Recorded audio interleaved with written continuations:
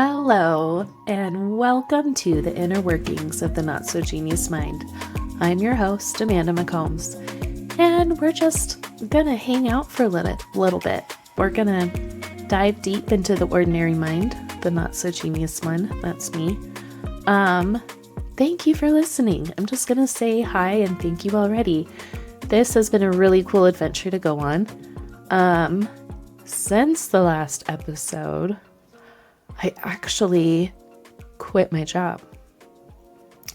And the first thing that anybody says when I tell them that I've left my job, because I was a teacher, I guess I still am. I'm just not teaching right now because I have a master's degree in curriculum and instruction. So, I worked hard for that. And I don't think I'm done teaching. But anyway, I was at a work conference.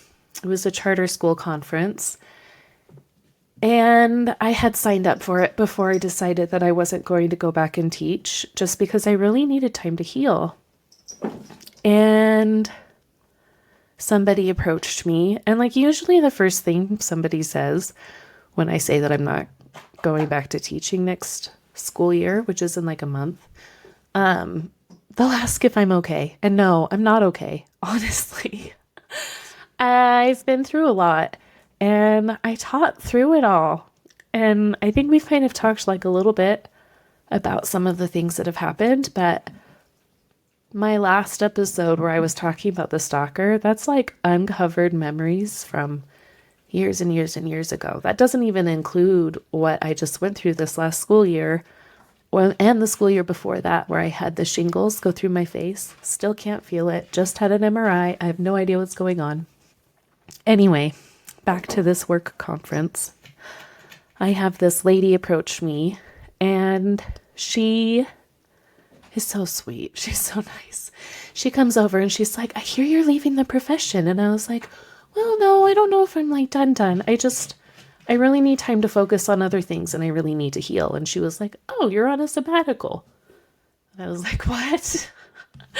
A sabbatical is for fancy people, and I'm not a fancy people. It's for professors and stuff. And then I thought about it, and I was like, yeah, actually, I am on a sabbatical. And I even looked it up here on Wikipedia. It's a rest or break from work, an extended period of time intentionally spent on something that's not your routine job. I'm also fostering kittens. So if you hear noises in the background, I have kitties running around all over the place. Sidebar, they're available for adoption at CAWS, CAWS.com, I believe. You can see all their pictures. There's so many kitties available right now. It's ridiculous. But yes, they're running around. They were quiet, and now they're wide awake. Anyway, so it's a rest or break from work. Not doing your routine job, and here we am, but it goes back to Hebrew agriculture, in Israel, where you had, according to Leviticus 25, we're getting all specific here, Jews in the land of Israel must take a year-long break from working in the fields every 7 years. So you had to take a break. And then later, 1880s, a lot of universities started offering their scientists and physicians and professors and things like that. They would get a paid sabbatical so that they could rest and recover and work on other things and do research, hopefully. But I'm not taking a paid sabbatical. But I am taking a sabbatical because I'm working on resting and healing.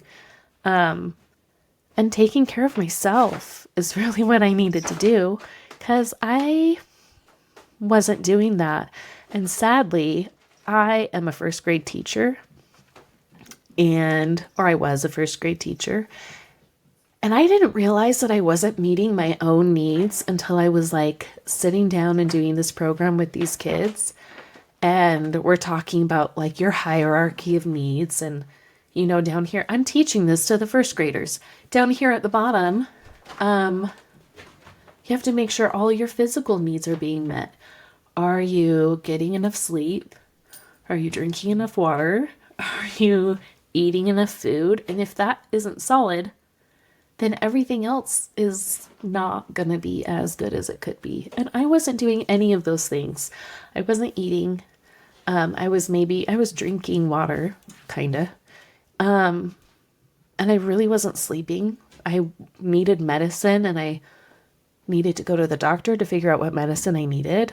And I didn't have time to do any of that. So really, no, I'm not okay. But I'm working hard on taking care of myself. And, after I had that become my pageant platform for Mrs. Daybreak, I kept hearing it everywhere. I heard it in TV shows, and I heard it when people were talking to each other, just like as they would say goodbye, they would say, take care of yourself out there. And my ears would perk up. I'd be like, ooh, who's saying that? And why are they saying that? But really, what am I doing to take care of myself? I left my job so that I could really have the freedom to make all these appointments that I've needed to make. So I've started therapy again. I'm doing some ketamine therapy, which is life-changing. I have several appointments a week to go to the chiropractor. And I accidentally joined CrossFit. That's a story for another day, but that happened. And I actually kind of like it. And I'm really just slowing down and really looking at what is necessary for me in my life. And what do I not need? Get rid of the stuff I don't need. Part of being on sabbatical for me is going to be finding what I enjoy, because I kind of lost that. I wasn't able to read books. And just one of the things I'm doing right now is I'm doing audiobooks, and I'm reading physical books, because believe it or not, with my shingles, I could not focus on text of any kind. And if I had headphones on, it was so I could block out sound, because sound was painful. So I'm just so happy that I'm able to do those things, because I love reading. I really do. You'll usually find me walking around with my nose in a book, or I'll have my headphones on or something, because I love stories. I really do. So yeah, I'm going to the chiropractor a lot, 2 or 3 times a week. And I'm just really feeling good about figuring my life out, because I was working so hard to make a living that I forgot to live. And it's just sad. It's hard for me because, I wanted to have this perfect life, and I wanted to be good at all of the things. And on social media, people put their best foot forward, and I want to put all the feet forward. Why not? Our lives are a mess, right? But I'm thankful that I have it, because for a while there, I didn't have anything. I felt like my whole world was taken away from me. Not being able to see or hear for a while was really, really difficult. But I have a lot of emotional things that I am trying to figure out, and I have to take care of myself. And you guys all have to take care of yourselves too. It doesn't have to be expensive. And it doesn't have to be big and extravagant. People think take care of yourself sometimes, and they're like, oh yeah, I'll go get a spa day. And that isn't necessarily, I'm talking about self-care. That's not necessarily what self-care has to be. What do you really need? You don't need a spa day. Maybe you need a body double to come help clean your house. Maybe you need to make that doctor's appointment to get on the medicine that is going to help you. Maybe you need to quit your job like I did. I'm not telling you to quit. Please don't. It was one of the hardest things that I had to do, really. I cried a lot afterwards because I love teaching so much, but really I wasn't at my best self. And with how hard teaching is hard, you guys.